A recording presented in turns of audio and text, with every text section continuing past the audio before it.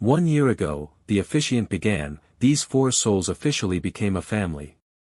Today, they celebrate that journey and renew their promises. Blake gazed at Catherine, still amazed by the miracle of her presence in his life. When I met two determined boys selling a toy car, I never imagined they would lead me back to life, he said, voice steady with certainty. You and the boys healed wounds I thought permanent. You turned my house back into a home. Catherine squeezed his hands. You saved us in every way a family can be saved. But more importantly, you loved us, not out of obligation, but with your whole heart. The twins presented the rings with perfect solemnity. As Blake slipped the band onto Catherine's finger, he noted the engraving inside, second chances. Life had come full circle. What began with a small red toy car had transformed into something beautiful and enduring, proof that even the most wounded hearts could find healing through love's unexpected pathways. He was by the pond, Zach explained excitedly. Can we keep him, please? Blake glanced at Catherine, who raised an eyebrow in silent communication, their newfound ability to converse without words one of many developments in their evolving relationship. A turtle requires proper care, Blake replied thoughtfully. Perhaps we should research what he needs first. We could build him a habitat, Lucas suggested. Mr. Blake, you said you had building supplies in the garage, right? I did, Blake confirmed, surprising himself with how naturally he now included the boys in his plans and possessions. Catherine watched this exchange with a gentle smile. Wash up first, then we can look up turtle care online. The boys dashed off, leaving muddy footprints that would have once horrified Blake but now barely registered. You realize this means we'll be constructing a turtle paradise this afternoon, Catherine said with amusement. I've negotiated billion-dollar contracts, Blake replied dryly. I suspect I can handle turtle architecture. Their laughter mingled easily, a sound that had become increasingly common. The day unfolded in domestic harmony, researching turtle habitats online, gathering supplies, and working together in the garden to create a suitable home for the reptilian visitor.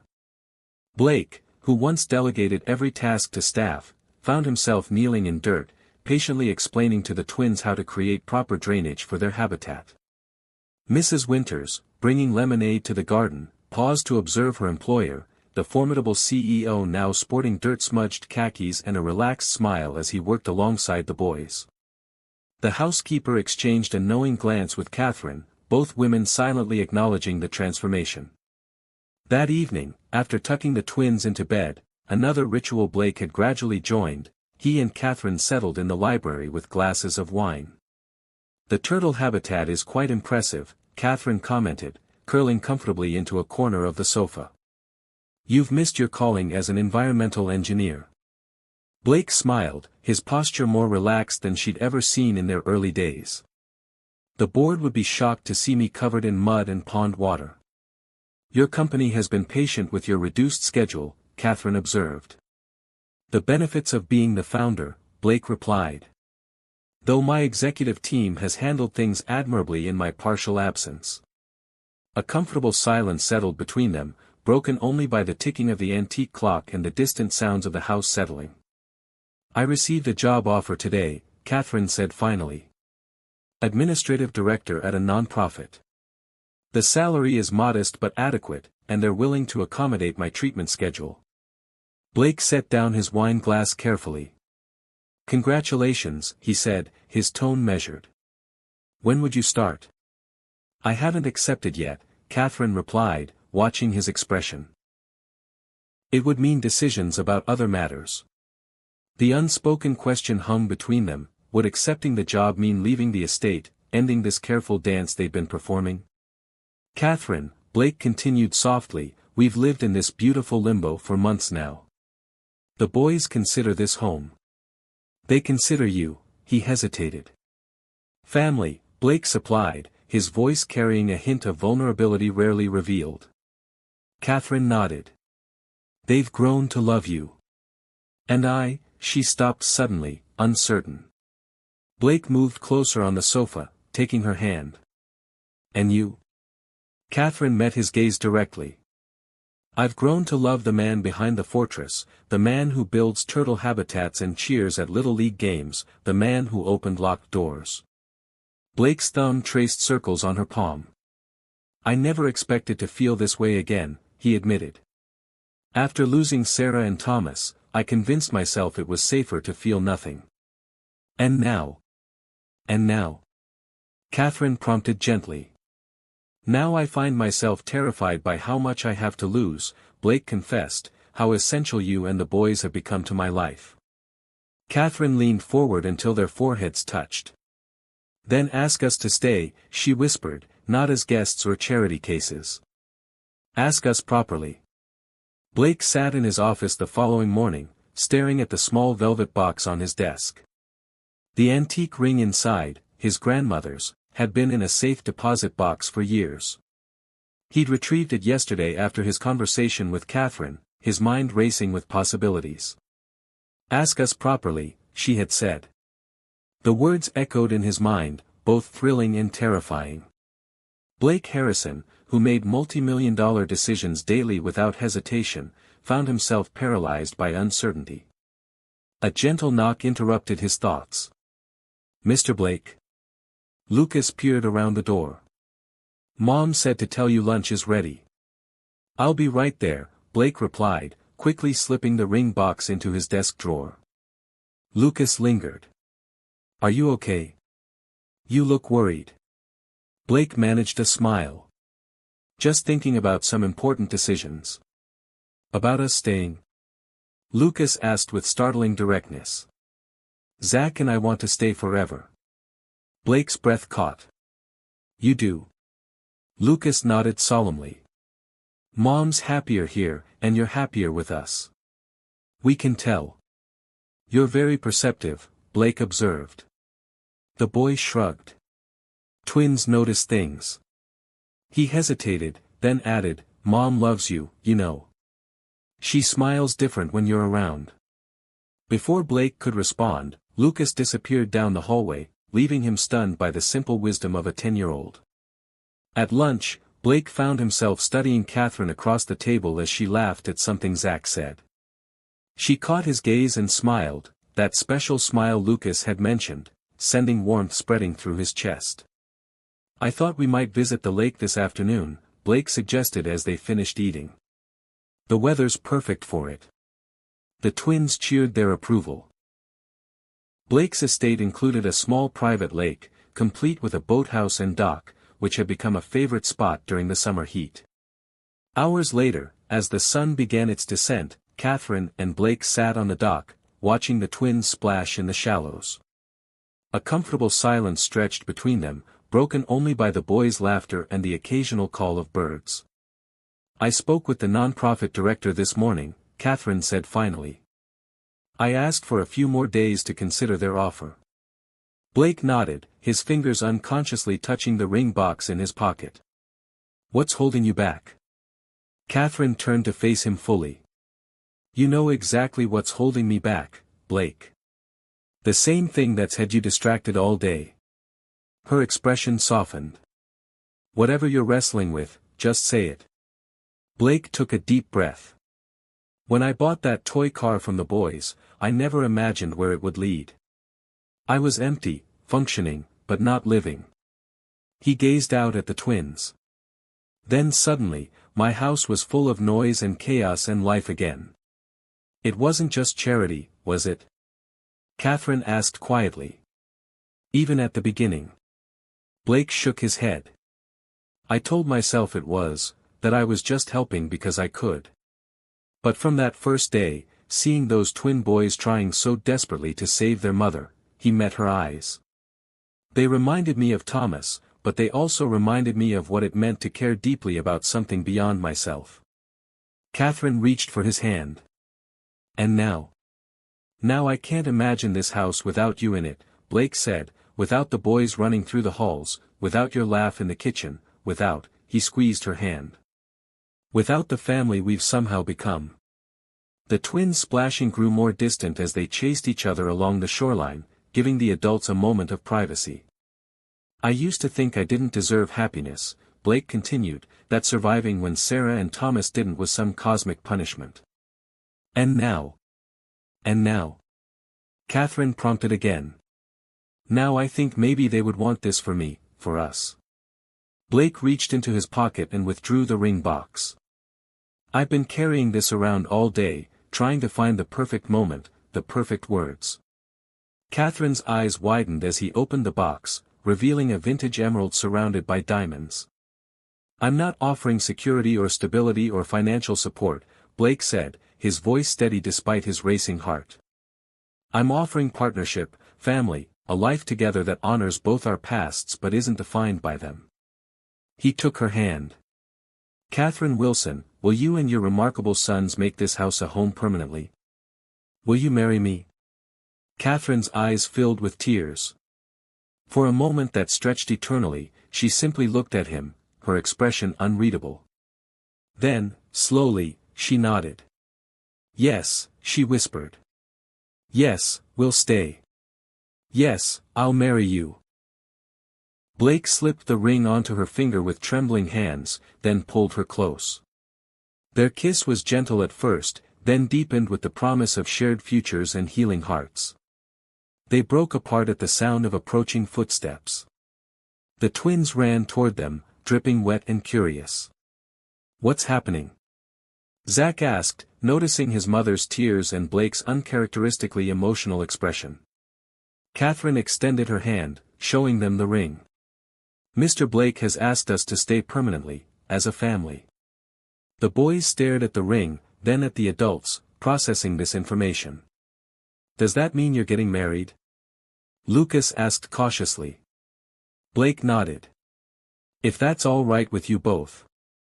The twins exchanged one of their silent communications, then broke into identical grins. Does this mean we can call you Dad? Zach asked boldly. The question hit Blake with unexpected force. He had been prepared for hesitation, for a gradual transition. Instead, these remarkable boys offered immediate acceptance, a gift he never thought he'd receive again. I would be honored, Blake said, his voice rough with emotion. But only when you're ready.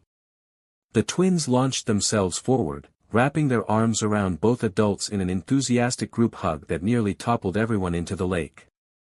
Laughter and tears mingled as the newly defined family held each other close, the setting sun casting them in golden light. Later that night, as the twins slept and Catherine admired her ring in the moonlight streaming through their bedroom window, Blake found himself thinking of Thomas. For the first time, the memory brought bittersweet joy rather than crushing pain, the sense that his son would approve of the family his father had found. In his pocket, Blake still carried the twins' toy car, now a talisman of unexpected beginnings rather than painful endings. Blake Harrison, once known only for his business acumen and reclusive nature, now found himself the subject of different kinds of whispers as he, Catherine, and the twins entered the charity gala. 6 months had passed since his proposal by the lake. The announcement of their engagement had created ripples throughout Boston's elite circles. Blake, called Richard Thornton, chairman of Blake's board. We were beginning to think you'd become entirely domestic these days. Blake guided Catherine forward, his hand resting lightly at the small of her back. Richard, I'd like you to meet my fiancée, Catherine Wilson.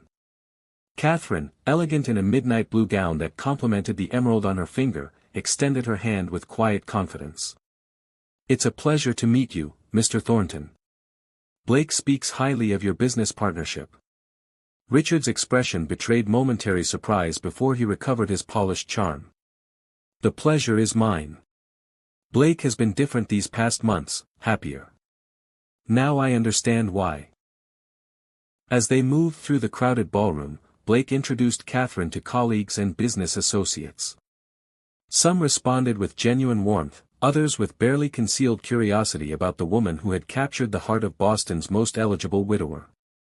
They're wondering what my angle is, Catherine murmured as they stepped onto the dance floor, the single mother who somehow ensnared the billionaire. Blake drew her closer, moving smoothly to the orchestra's waltz. Let them wonder. We know the truth. Catherine smiled up at him.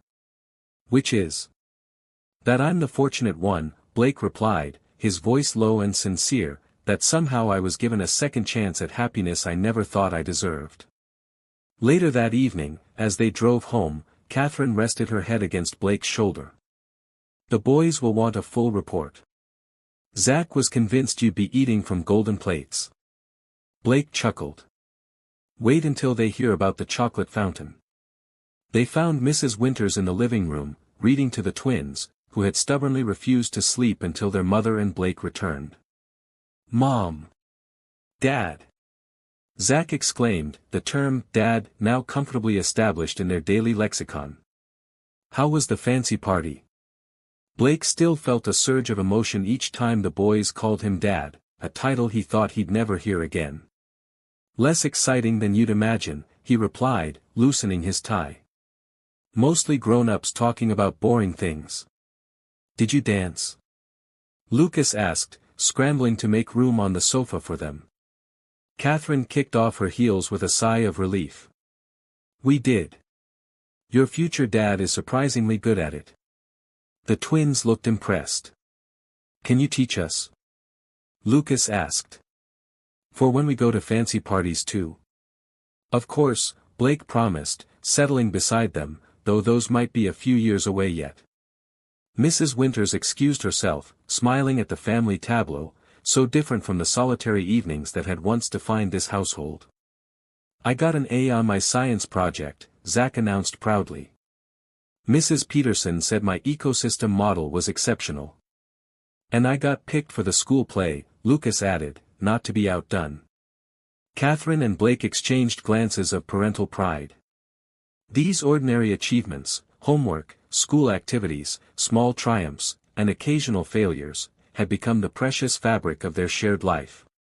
Later, after the twins had finally been persuaded to bed, Blake and Catherine stood in the doorway of Thomas's room, now a memorial space where photographs of both their past and present families shared space.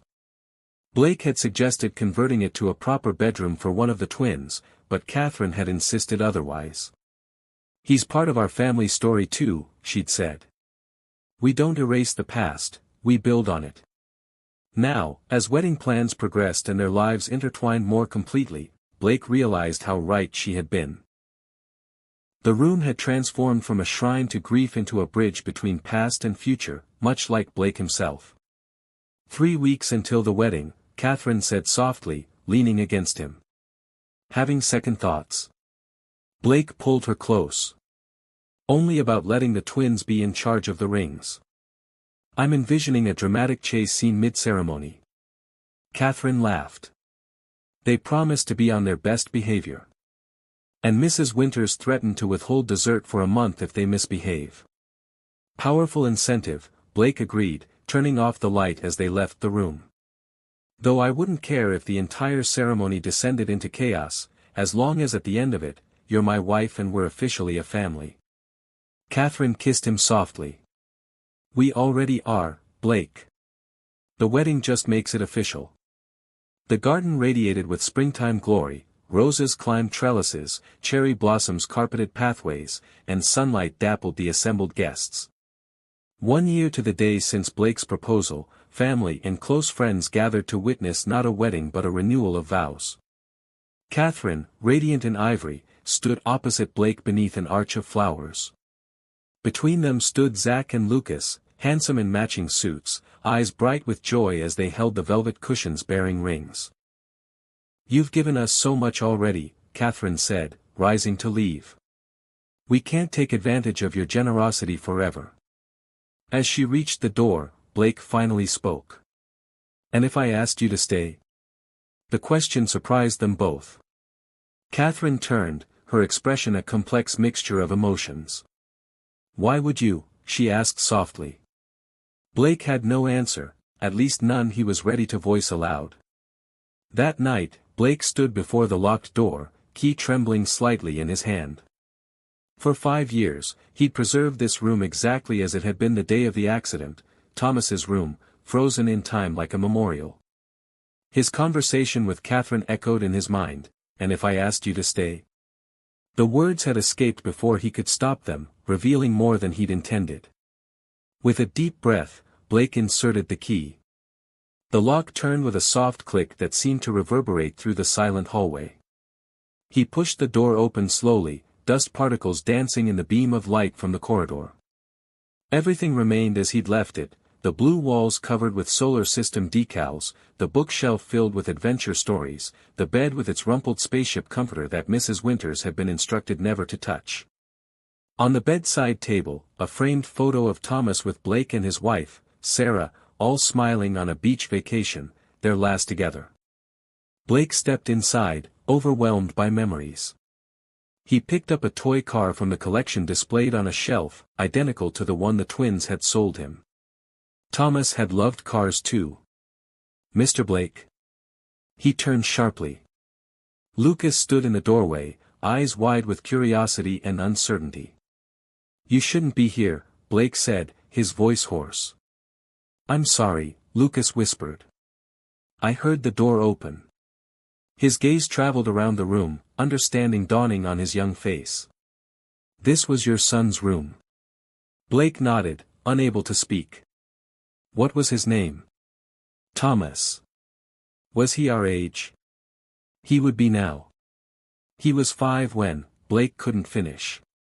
Lucas entered cautiously, approaching the photo on the nightstand. You all look happy. We were. Lucas studied the picture, then looked up at Blake. My mom says Dad watches over us from heaven. Maybe Thomas watches over you too. The simple statement, delivered with a child's certainty, cracked something inside Blake.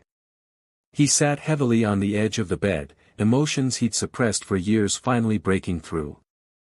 I miss him, Blake admitted, the words barely audible. Every day.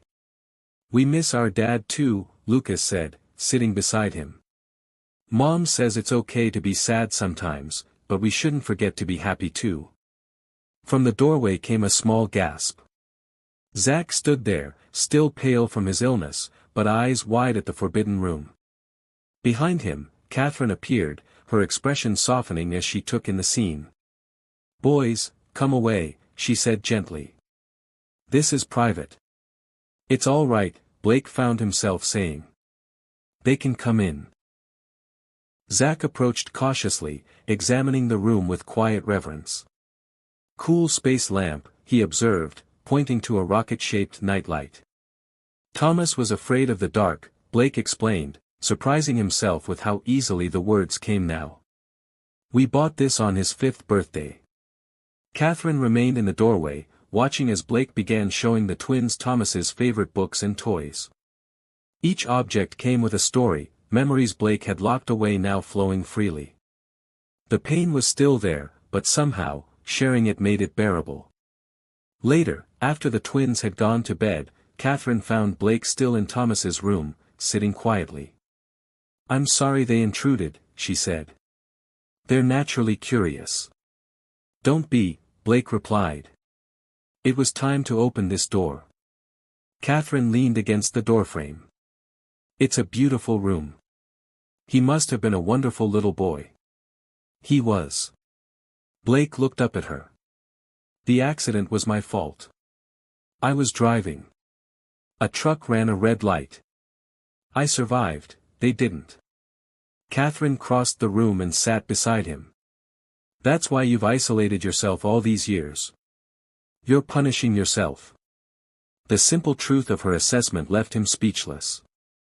Survivor guilt is a terrible burden, she continued softly, but living half a life doesn't honor their memory.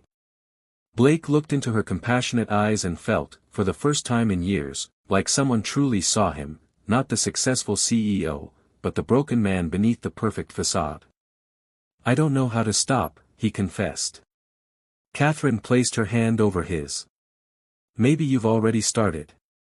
Spring arrived, bringing transformation to both the estate grounds and its inhabitants.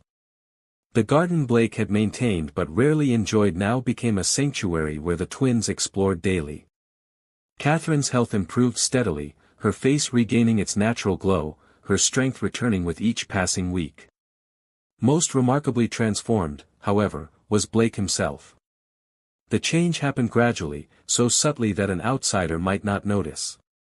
But Catherine observed how his rigid posture softened when the boys entered a room, how genuine smiles occasionally replaced his customary stern expression. One sunny Saturday, Blake surprised everyone by canceling his usual weekend work session and suggesting they all visit the city's Natural History Museum. "Really?"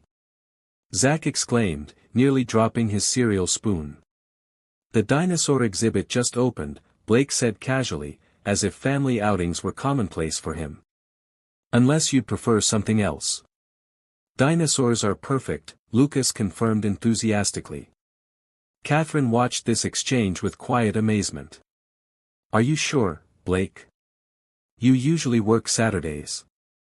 "Work can wait," he replied. Their eyes met briefly, a shared understanding of how significant this statement was for a man who had built his life around his company. The museum trip marked a turning point. For the first time, they ventured out together beyond medical appointments, a visible unit that drew curious glances from museum staff who recognized the famous CEO accompanied by a woman and identical boys. Blake, normally hyper-aware of public perception, seemed indifferent to the attention. "Look, Mr. Blake," Zack called, pointing excitedly at a massive T-Rex skeleton. "This one's even bigger than the model in your library." Blake found himself caught up in their enthusiasm, answering endless questions about prehistoric creatures with information gleaned from books he'd read to Thomas years ago. When Lucas took his hand to drag him toward the next exhibit, Blake didn't pull away, an instinctive acceptance of physical connection that would have been unthinkable months earlier. Watching from a bench while the three examined a fossil display, Catherine felt a complicated mixture of emotions. Blake had changed from intimidating benefactor to something else entirely, a man who genuinely cared for her sons, who had opened himself to connection despite his painful past. The most troubling realization wasn't that she was grateful, but that she was growing attached in ways that went beyond gratitude. "Ice cream?" Blake suggested as they exited the museum, noticing a vendor across the street. The twins didn't need to be asked twice, racing ahead. Catherine and Blake followed at a slower pace. "Thank you for today," she said. "I haven't seen them this excited in a long time." "I enjoyed it too," Blake admitted, "more than I expected." "You're good with them," Catherine observed. "Patient. Not many men would be." Blake watched the twins comparing ice cream flavors at the counter. "They make it easy. They're remarkable children." "You've given them something invaluable," Catherine said softly. "Stability, security, a male presence they can trust." Blake turned to her, his expression serious. "Catherine, about what you said last week, looking for an apartment." "Blake," she interrupted gently, "we can't stay in your world forever. You've already done more than anyone could expect. What if I want you to stay?" The words hung between them, weighted with implications neither was ready to fully address. Before Catherine could respond, the twins returned, proudly displaying elaborate ice cream concoctions.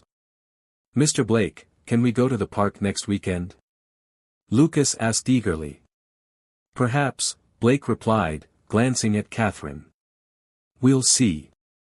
That evening, as the twins recounted their museum adventures to Mrs. Winters, Blake found Catherine in Thomas's room. She stood by the bookshelf, examining a model airplane hanging from the ceiling. "I used to imagine leaving was the right thing," she said without turning, "for you, for us. A clean break before everyone gets too attached." She finally faced him. "But I'm beginning to think that might no longer be possible." Blake stepped into the room, the space no longer filled with just pain and memory but something new. "Possibility. Then don't leave," he said simply. Morning sunlight streamed through the kitchen windows as Catherine prepared breakfast, moving with an ease that reflected her improving health. The aroma of coffee and pancakes filled the air, creating a sense of domestic tranquility that had once been unimaginable in Blake's austere home. "Need help?" Blake asked, entering the kitchen in casual weekend attire rather than his usual business suit. Catherine smiled. "You can set the table. The boys should be down any minute." They worked together in comfortable silence, the routine now familiar after 2 months of cohabitation. When Blake's hand accidentally brushed against hers while reaching for plates, neither pulled away immediately, a subtle acknowledgement of the growing connection between them. Dr. Levine says I can reduce my treatments to once weekly, Catherine mentioned, flipping a pancake. My kidney function has stabilized beyond their expectations. Blake paused. That's wonderful news. It is, she agreed, though her tone carried a hint of uncertainty. It also means I need to think seriously about work. I can't be financially dependent forever. Before Blake could respond, thundering footsteps announced the twins' arrival. They burst into the kitchen, already dressed for their Saturday baseball practice, another new addition to the household routine. Mom! Mr. Blake! Zach exclaimed. Coach said I might pitch today. And I'm playing first base, Lucas added proudly. Breakfast conversations centered on baseball strategy and team standings, the earlier tension momentarily set aside. Blake, who had never attended a sporting event that wasn't a corporate sponsorship opportunity, found himself genuinely invested in the twins' athletic progress. At the local field, Blake and Catherine sat together on aluminum bleachers, watching the boys warm up with their teammates. Several parents nodded respectfully toward Blake, though none approached, his reputation for privacy preceded him. They've grown, Catherine observed. Their clothes from February barely fit now. Children do that, Blake replied with a small smile. Grow when you least expect it. Catherine turned to study his profile. Not just physically. They're happier, more confident. That's because of you, Blake. He shook his head. They're resilient. And they have you. But now they have you too, she said softly. They talk about you constantly. Mr. Blake showed us how to use the telescope. Mr. Blake explained how airplanes fly. Mr. Blake promised to teach us chess openings. Blake watched as Zach took position on the pitcher's mound, his small face concentrated with determination. I never expected this, Blake admitted. Any of it. Neither did I, Catherine replied. When you appeared at our door that day, I thought you were just a wealthy man assuaging his conscience with charity. And now I know better. Their eyes met, communicating more than words could express. The moment was interrupted by cheers as Zach struck out his first batter. Blake found himself on his feet, applauding more enthusiastically than he had for any business achievement.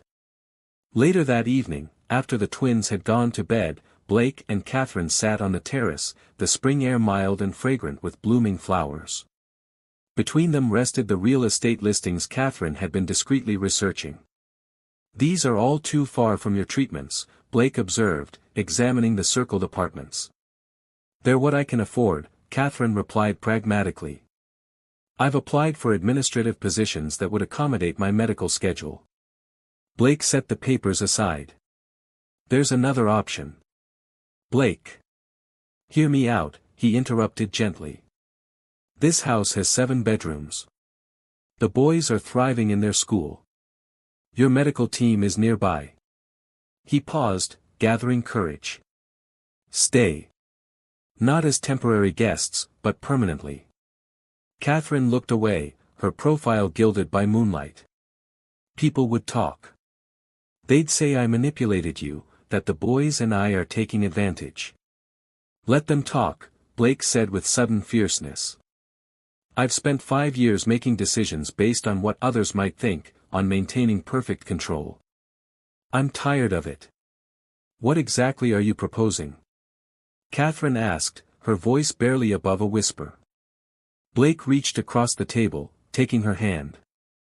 I'm proposing we stop pretending this is temporary, that we acknowledge whatever this is between us deserves a chance. He squeezed her hand gently. I'm not asking for immediate answers. Just don't leave yet. Catherine's eyes glistened in the dim light. I'm afraid, she admitted, not of you, but of hoping again, of letting the boys hope. I'm afraid too, Blake confessed, but for the first time in years, I'm more afraid of losing something than of having it. As the night deepened around them, neither moved to break the connection of their intertwined hands, a silent agreement to face their fears together. Summer arrived in full splendor, transforming the estate's formal gardens into a playground where the twins spent endless hours exploring, building forts, and occasionally helping the amused groundskeeper with simple tasks. The mansion itself had undergone a more subtle transformation. Children's artwork now adorned the refrigerator, colorful sneakers cluttered the entryway, and laughter echoed through previously silent corridors. 3 months had passed since Blake's proposition on the terrace. Catherine had neither accepted nor rejected his offer of permanence, but they had fallen into a comfortable rhythm that felt increasingly like family life. "Mom! Mr. Blake! Look what we found!" Lucas called one Saturday morning, bursting into the breakfast room where Blake and Catherine were quietly enjoying coffee. Both boys appeared muddy and triumphant, holding a small turtle between them. A week passed, settling into an unexpected rhythm. Each morning, Blake found himself waking earlier than usual, listening for the sounds of life in his formerly silent home. The twins' footsteps, their whispered conversations, even their occasional disagreements had become part of the mansion's new soundtrack. Blake's staff adapted with professional efficiency, though not without curiosity. Mrs. Winters stocked the kitchen with child-friendly foods, while the groundskeeper found himself answering endless questions about the gardens from 2 identical shadows that followed him around. "Mr. Harrison," Zach approached Blake as he worked in his home office, "can we visit Mom today?" Blake checked his watch. "We'll go after lunch. How's the room working out for you both?" "It's awesome," Zach replied, his eyes brightening. Lucas found a chess set in the closet. "Do you play?" Blake's fingers stilled on his keyboard. "I used to. Could you teach us sometime?" The boy's hopeful expression made declining impossible. "Perhaps," Blake answered, returning to his work. Zach lingered a moment before retreating, leaving Blake alone with an unexpected surge of emotion. At the hospital, Catherine's improvement was evident. Color had returned to her cheeks, and she sat up, embracing her sons as they bounded into the room. "The doctors say I'm responding well to treatment," she told Blake as the twins explored the small hospital room. "I don't know how I'll ever repay." "Don't," Blake interrupted. "Focus on recovery." Later, as the twins chatted animatedly with a nurse, Catherine studied Blake more carefully. "You don't have children of your own?" she asked quietly. Blake's posture stiffened. "No," he answered, then, after a pause, "not anymore." Catherine's eyes widened slightly at the implication, but before she could respond, Lucas called for her attention, breaking the moment. That evening, dinner at the mansion was interrupted by a crash from the living room. Blake and Mrs. Winters rushed in to find Zach standing horrified before the shattered remains of an antique vase. "I'm sorry," the boy stammered, eyes wide with fear. "I was just looking. I didn't mean to." Blake surveyed the damage. The vase, a rare piece he'd acquired at auction years ago, lay in irreparable pieces. "Are you hurt?" he asked calmly. Zach shook his head, clearly expecting punishment. "Good," Blake said. "Mrs. Winters, please clean this up." To Zach's astonishment, Blake simply turned and walked back toward the dining room. "Aren't you mad?" Zach asked, following cautiously. Blake paused. "It's just a thing," he said. "Things can be replaced." Later that night, unable to sleep, Blake wandered the darkened house. Passing the twins' room, he heard soft sobbing. He hesitated, then quietly opened the door. Lucas sat awake in bed, tears streaming down his face. Zach slept soundly in the adjacent bed. "What's wrong?" Blake asked, keeping his voice low. "I miss Mom," Lucas whispered. "What if she doesn't get better?" Blake sat carefully on the edge of the bed. "The doctors are very good. She's already improving." Lucas looked up, his tear-stained face vulnerable in the dim light. "Our dad died when we were 5. Mom said sometimes people just don't come back." The simple statement hit Blake with unexpected force. Without thinking, he reached out, awkwardly patting the boy's shoulder. Your mother is coming back, he promised. Try to sleep now. As he closed the door behind him, Blake felt something shift inside, a crack in the careful fortress he'd built around his heart, letting in both pain and something else he wasn't ready to name. 2 weeks into their stay, the mansion had transformed. Schoolbooks now littered the dining table, as Blake had arranged for temporary homeschooling. Children's jackets hung beside expensive coats in the foyer. The pristine silence had given way to lively chatter and occasional laughter. Today brought news they'd all been waiting for: Catherine was being released for outpatient treatment. Blake's driver brought her directly from the hospital, the twins bouncing impatiently by the front door until they spotted the car approaching. "Mom," they shouted in unison, rushing down the steps as Catherine emerged, still thin but standing straight, color returned to her face. Blake watched from the doorway as the family embraced, feeling strangely like an outsider witnessing something precious. Catherine looked up, catching his eye, and smiled with genuine warmth. Something in his chest tightened unexpectedly. "Welcome," he said simply as they approached. "This is overwhelming," Catherine admitted, taking in the mansion's grandeur. "We can't possibly impose." "You're not imposing," Blake interrupted. "The doctor said you need rest and continued treatment. This is the most practical arrangement." Mrs. Winters appeared, offering to show Catherine to her room. The twins immediately volunteered as tour guides, eager to show their mother everything they'd discovered. That evening, for the first time, all four ate dinner together. The twins dominated the conversation, updating Catherine on their temporary life, the gardens they had explored, the chess lessons Blake had reluctantly begun giving them, the planets Blake's telescope could see. "You've been teaching them chess?" Catherine asked Blake during a rare pause. Blake nodded, uncomfortable with her scrutiny. They asked. "He's really good, Mom," Lucas added. "He says we're learning fast because we have good spatial." He looked at Blake for help. "Spatial reasoning," Blake supplied. Catherine smiled. "They've always been quick learners." Her expression turned serious. "But we need to discuss what happens next. The doctor says I'll need ongoing treatment for months, and I need to find work that can accommodate." "One step at a time," Blake interrupted. "Your treatment schedule is arranged. Everything else can wait." Later, after the twins were asleep, Blake found Catherine in the library, examining family photos displayed on a shelf, carefully curated images of Blake's parents and business achievements, with conspicuous gaps. "Thank you," she said without turning, "not just for the medical care, but for making my boys feel safe. They've had so little stability." Blake remained in the doorway. "They're remarkable children."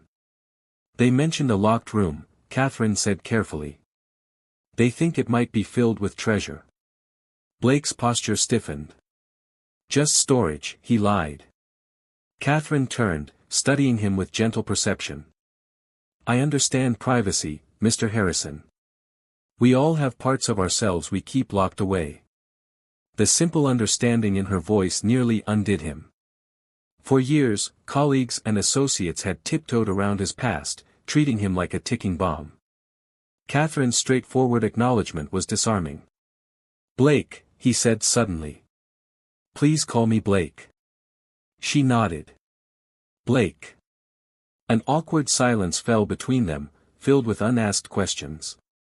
"I should rest," Catherine finally said. "Good night, Blake."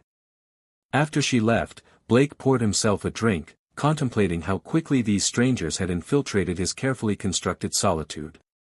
The most disturbing realization wasn't that he minded their presence, but that he was beginning to dread their eventual departure.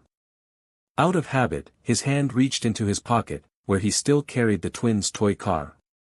He examined it under the lamp's glow, running his thumb over its worn edges, wondering how something so small could have triggered such significant disruption to his life. Blake sat alone in his office, quarterly reports forgotten on his desk. Outside, he could hear the twins laughing as they kicked a soccer ball across the lawn. The sound penetrated the thick windows, infiltrating the sanctuary he'd maintained for years. 3 weeks had passed since Catherine's release from the hospital. Her strength returned gradually, but her medical team insisted on continued rest between treatments. The temporary arrangement showed no signs of ending soon, a fact that left Blake increasingly conflicted. His phone buzzed with a message from his executive assistant, "Board meeting tomorrow, 9 a.m. confirm attendance." Blake stared at the screen. He'd been working remotely, making occasional appearances at the office when necessary. His absence had sparked rumors, which his team managed efficiently. Yet the truth, that he, Blake Harrison, ruthless business titan, was playing host to a struggling single mother and her twins, would be incomprehensible to his colleagues. "Confirmed," he typed, then set the phone aside. The office door opened slowly, and Lucas peered in. "Mr. Blake, Mom said to tell you dinner's ready." Catherine had insisted on cooking whenever she felt strong enough to earn her keep, she'd explained, despite Blake's protests. Her simple home-cooked meals had become strangely meaningful, bringing them together around the dining table each evening. "I'll be right there," Blake replied. Lucas hesitated. "Can I ask you something?" Blake nodded, gesturing for the boy to enter. "Why do you always keep that toy car in your pocket?" "The one we sold you." Blake's hand instinctively touched his jacket pocket, where the small car indeed rested. He hadn't realized the boy had noticed. "I'm not sure," he answered honestly. Lucas approached, stopping respectfully before the desk. "It was our dad's. He gave it to us before he died." Blake felt a stab of guilt. "I didn't know. You should have it back." Lucas shook his head. "We sold it fair. Mom says a deal is a deal." He studied Blake curiously. "Did you have kids? Is that why you have that locked room?" The directness of the question knocked the air from Blake's lungs. In the corporate world, no one dared mention his past so bluntly. "I did," he admitted, the words feeling foreign on his tongue. "A son. What happened to him?" Blake should have shut down the conversation, changed the subject, maintained the walls he'd built. Instead, he heard himself answer, "There was an accident. A car accident. He and my wife were killed." Lucas absorbed this with solemn understanding beyond his years. "That's why you helped us, isn't it? Because we reminded you of him." Blake looked away, uncomfortable with the boy's perception. "Perhaps. Mom says people come into our lives for a reason," Lucas continued. "Maybe we came into yours to help you too." Before Blake could respond, Zach appeared at the door. "Come on. Mom made spaghetti." Lucas smiled and followed his brother. At the doorway, he turned back. "You should come too, Mr. Blake. It's better when we're all together." Dinner that night was animated, the twins recounting their soccer game while Catherine smiled at their enthusiasm. Blake observed quietly, struck by how the formal dining room, previously used only for rare business dinners, had transformed into a space of genuine warmth. "The boys tell me you have a board meeting tomorrow," Catherine said as the twins cleared the dishes, insisting on helping despite Mrs. Winter's presence. "Yes," Blake confirmed. "I should be back by evening." "We'll manage fine," Catherine said. "It's good for you to return to normal life." But as Blake looked around the table, he realized with startling clarity that this improvised family dinner with people who had been strangers weeks ago, felt more like normal life than anything he'd experienced in years. The realization terrified him. The board meeting dragged interminably. Blake found himself checking his watch repeatedly, his mind wandering to the mansion and its temporary residents. When his CFO asked about quarterly projections, Blake had to request the question be repeated, an unprecedented lapse in his legendary focus. "Everything all right, Blake?" His COO asked during a break, genuine concern in his voice. "Fine," Blake replied curtly. "Let's finish this." By the time he returned home, evening had fallen. The mansion was unusually quiet. As he entered, following the sound of hushed voices, he found Catherine in the twins' room, sitting beside Zach's bed. "What happened?" Blake asked, seeing the boy's flushed face. "Fever," Catherine explained, worry etched in her features. "It came on suddenly this afternoon." Zach managed a weak smile. "Hi, Mr. Blake." Lucas sat cross-legged on his own bed, watching his brother anxiously. "He threw up twice," he reported solemnly. Blake approached, noting Zach's glazed eyes and labored breathing. Without hesitation, he pulled out his phone and dialed his personal physician. "He'll be here in 20 minutes, Blake announced after a brief conversation. Catherine looked up, startled. "A house call?" "That's not necessary." "It is," Blake interrupted. "We don't know if this is related to your condition or something contagious. Better to be cautious." A millionaire CEO sees twins selling their toy car to save their mother, not knowing that their lives would change forever. Before we dive into the story, drop a comment below and tell us where you're watching from. Enjoy the story. The autumn wind swept through Central Park, carrying dried leaves past the worn bench where twin boys sat quietly. Zach and Lucas Wilson, identical down to the freckles scattered across their noses, huddled together against the morning chill. Between them rested a shiny red toy car, weathered at the edges but still gleaming where the sun caught its surface. "Someone's got to want it," Zach whispered, his small hands nervously turning the toy. "It's the coolest car ever." Lucas nodded, swallowing hard as he scanned the passing crowd. His stomach rumbled, but he ignored it. They hadn't eaten since yesterday's meager breakfast, but food wasn't the priority now, not with their mother lying pale and weak in their tiny apartment. "Let's try over there," Lucas suggested, pointing toward the busier path where businesspeople hurried to work. The twins positioned themselves strategically, summoning courage beyond their 10 years. Their identical blue eyes, serious and determined, watched each passerby with desperate hope. "Excuse me, sir," Zach called to a man in an expensive suit. "Would you like to buy our car? It's really special." The man walked past without acknowledging them. This pattern repeated throughout the morning, people rushing by, some offering pitying glances, others pretending not to see them at all. "We need to try harder," Lucas said finally, his voice breaking. "Mom needs the medicine today." Across the park, a tall figure emerged from a sleek black car. Blake Harrison adjusted his custom-tailored suit jacket, nodding curtly as his driver confirmed his afternoon meeting schedule. At 42, Blake had built Harrison Industries into a global technology empire, his name synonymous with innovation and ruthless business acumen. "I'll walk through the park," he told his driver. "Meet me on the east side in 15 minutes. Blake moved with purpose, his expression neutral as he mentally reviewed quarterly projections. He barely registered the people around him until a small voice cut through his thoughts. "Sir, would you buy our car, please?" Blake's stride faltered. Something in that voice, its desperate sincerity, made him stop. He turned to see twin boys looking up at him, identical faces pinched with anxiety. One held out a toy car like it was a precious artifact. "We're selling it," the boy continued.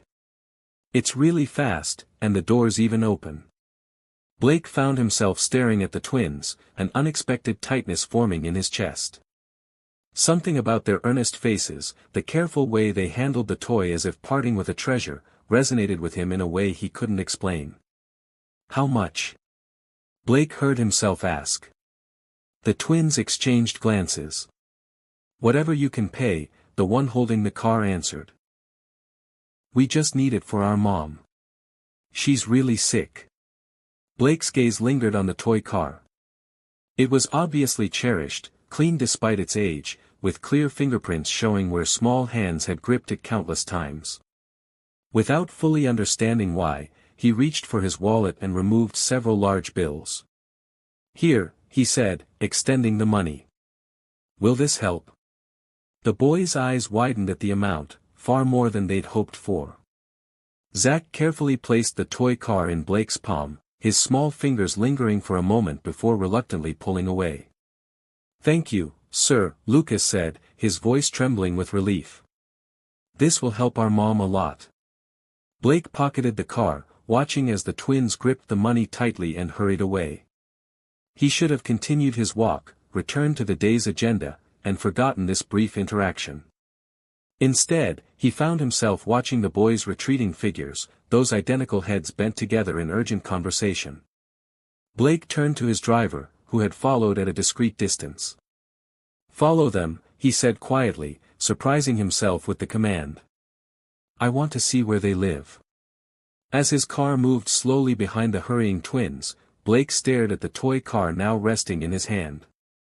It had been years since anything had disrupted his carefully ordered existence, years since he had felt this pull, this need to understand something beyond profit margins and strategic acquisitions. Blake Harrison didn't believe in fate or coincidence, but as he watched those twin boys through the tinted window, he couldn't shake the feeling that something significant had just happened, something that would change everything. Blake's car followed the twins to a dilapidated apartment building in one of the city's forgotten neighborhoods. The contrast between his sleek vehicle and the crumbling surroundings couldn't have been starker. As the boys disappeared inside, Blake sat motionless, the toy car still in his hand.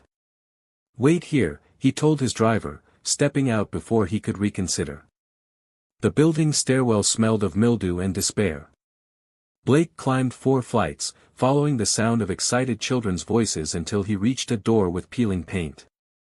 He hesitated, then knocked firmly. The door opened slightly, revealing one twin's suspicious face. "It's the man from the park," he called over his shoulder, eyes wide with confusion. The door opened wider.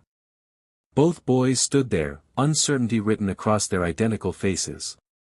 Behind them, Blake glimpsed a small, sparse apartment and the outline of a woman lying on a mattress. "Can I come in?" Blake asked, his usual commanding tone softened. After a moment's hesitation, the boy stepped aside. Inside, the apartment was clean despite its poverty.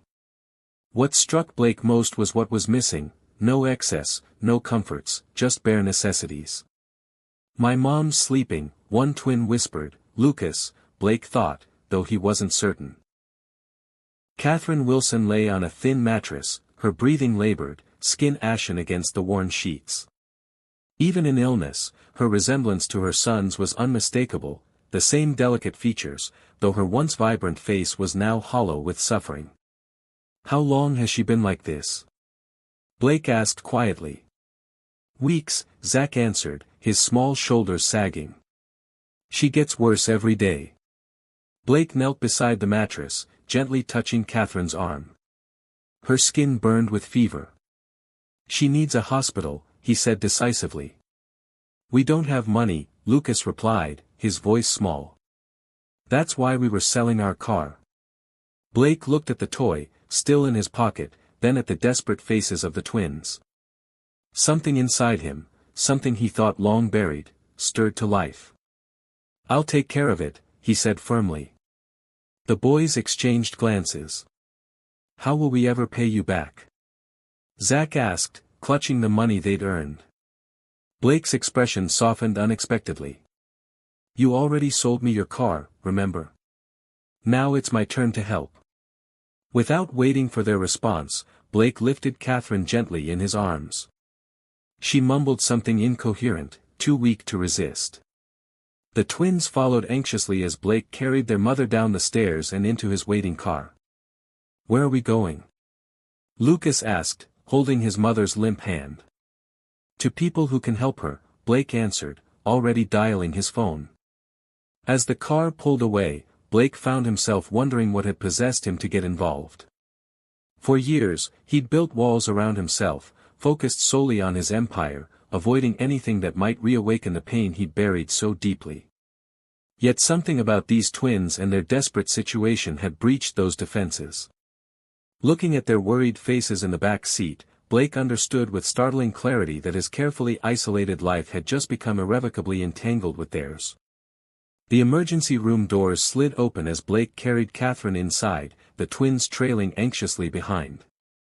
His commanding presence cut through the usual waiting procedures, and within minutes, doctors were examining Catherine while nurses guided the concerned boys to nearby chairs. Severe dehydration, probable kidney failure, a doctor murmured, checking Catherine's vitals.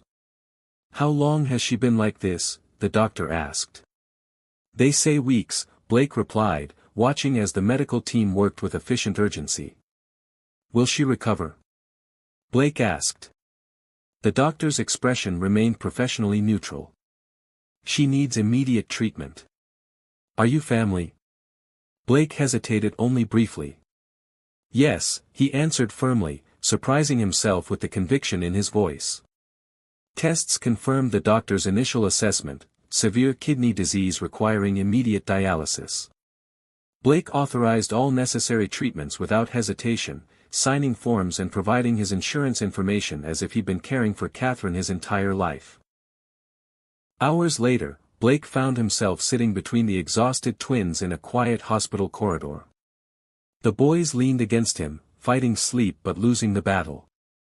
Neither had left their mother's side until the doctors had insisted they step out during a procedure. Is Mom going to die? Lucas whispered, his small voice cracking.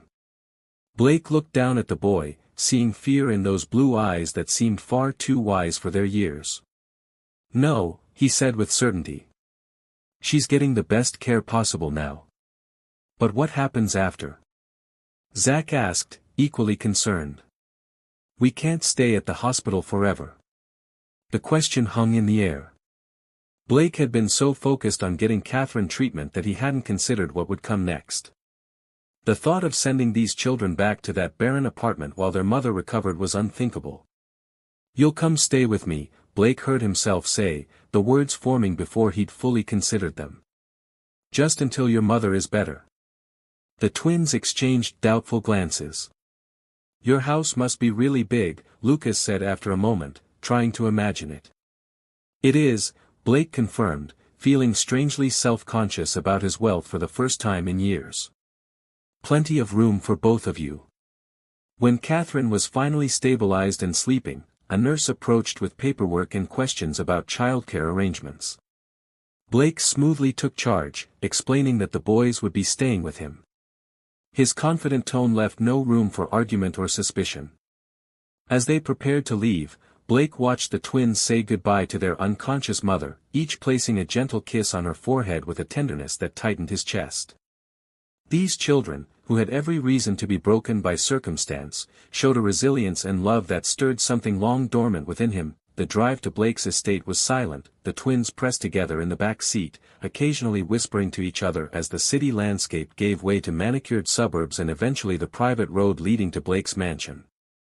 When the car stopped before the imposing structure, the boys' exhaustion momentarily lifted, replaced by awe at the sheer size of the house, illuminated by subtle landscape lighting. You live here alone? Zach asked as they stepped out of the car. Blake nodded, suddenly seeing his home through their eyes, grand, impressive, and utterly empty of what truly mattered. Not tonight, he said quietly, leading them toward the massive front doors. Tonight, you're here too.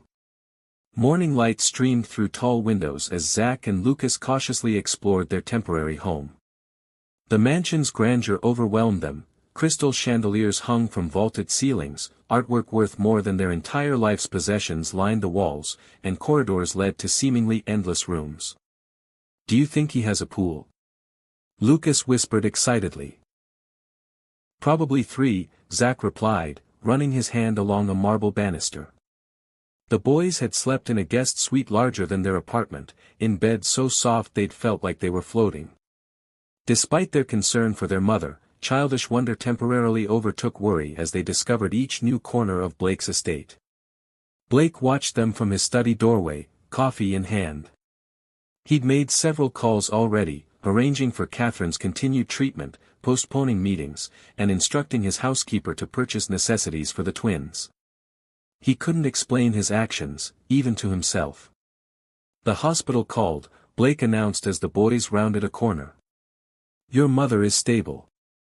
She's responding well to treatment. Both faces lit up with identical expressions of relief. Can we see her today? Lucas asked hopefully. This afternoon, Blake promised. Have you eaten? The twins shook their heads. Blake led them to the kitchen, where his housekeeper, Mrs. Winters, had prepared breakfast. The woman raised an eyebrow at the unlikely houseguests but said nothing as she served plates piled with food. "Eat," Blake instructed, checking his phone as messages accumulated. The boys needed no encouragement, devouring the meal with barely concealed desperation. Later, as Blake answered emails, he heard a commotion outside his study. "You can't go in there," Mrs. Winters was saying firmly. Blake opened the door to find Zack attempting to peer around the housekeeper into a room at the end of the hall, a room Blake kept permanently locked. "That door is always closed," Mrs. Winters explained apologetically. "I tried to tell them." "It's fine," Blake interrupted, his voice tight. To the twins, he added, "That room is private. The rest of the house is yours to explore, but that room remains closed." "Understood." Both boys nodded, chastened by his sudden coldness. That afternoon, Blake's driver took them to the hospital. Catherine was awake, though weak, her face brightening at the sight of her sons. "My boys," she whispered as they carefully hugged her. "I was so worried." "Mr. Harrison is letting us stay at his house, Mom," Lucas explained excitedly. "It's huge." Catherine's eyes found Blake, standing uncomfortably at the doorway. "I don't know how to thank you," she said softly. "There's no need," Blake replied stiffly. The doctor arrived with updates, explaining Catherine's condition in simplified terms for the twins. "Your mom's kidneys weren't working properly. We're helping them filter her blood while they heal." "Will she get better?" Zack asked, clutching his mother's hand. "With continued treatment, yes," the doctor confirmed. "But it will take time." On the drive back, the twins were quiet, processing their mother's condition. "Why are you helping us?" Lucas finally asked, breaking the silence. Blake stared out the window, watching the city pass. Why indeed? He'd spent years building walls around himself, focusing solely on his empire. Why risk pain by letting these strangers in? "Sometimes people just need help," he answered eventually, avoiding the deeper truth. That night, after the twins were asleep, Blake stood before the locked door, key in hand. Inside was everything he'd tried to forget: photos, toys, memories preserved like insects in amber. His fingers tightened around the key, then released. Not tonight. Perhaps not ever. Behind him, the house felt different, no longer just an empty monument to his success but temporarily alive with the presence of children again. The sensation was both comforting and terrifying.